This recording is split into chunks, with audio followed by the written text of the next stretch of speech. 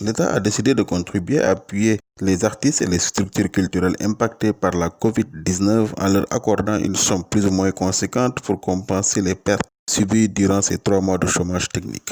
En effet, ce secteur doit être l'un des secteurs les plus touchés, puisque ces acteurs ont été poussés à arrêter toutes leurs activités, et ce depuis 3 mois.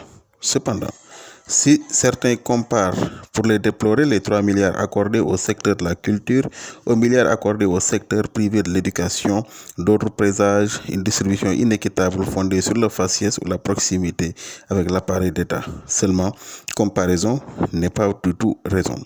Cette somme accordée peut paraître énorme aux yeux de certains, mais insuffisante pour d'autres au regard des pertes et des manques à gagner engrangés par le secteur. Déjà, rien que pour le cinéma, on a dénombré un déficit de près de 500 millions de francs CFA. Dans les autres secteurs, les chiffres ne devraient pas être moins élevés. En effet, la pandémie a entraîné la suspension de toutes les activités culturelles, dont la Biennale des Arts et le Festival de Hip-Hop Festa 2H, qui étaient des événements majeurs inscrits dans l'agenda culturel et dont la préparation a coûté plusieurs millions de francs CFA aux organisateurs. Par ailleurs, plus aucun concert n'est organisé, encore moins les soirées dansantes dans les boîtes et les clubs qui étaient les principales sources de revenus des artistes et musiciens. Je ne parle pas des instrumentistes qui ne vivent presque de cela.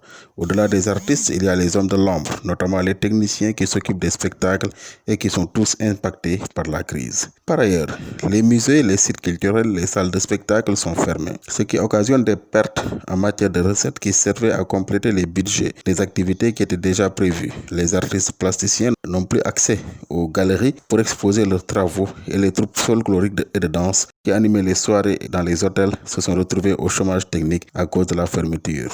On ne parle pas des autres secteurs puisque le secteur des arts et de la culture compte plusieurs autres disciplines et aucune de leurs activités ne peut se dérouler si les mesures de distanciation physique sont encore en vigueur.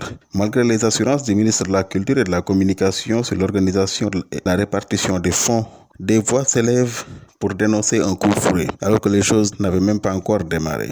En tout état de cause, la participation des acteurs à tous les niveaux de la chaîne devrait être un gage de la résolution du ministère d'être dans la transparence. Il revient alors aux acteurs de montrer qu'ils sont capables de jouer pleinement ce rôle. Ils méritent pleinement d'être appuyés, vu le rôle qu'ils ont joué pour la sensibilisation et la lutte contre la pandémie, sans demander une quelconque contrepartie, ce qui est leur honneur. Il ne faut pas non plus que cette somme les divise.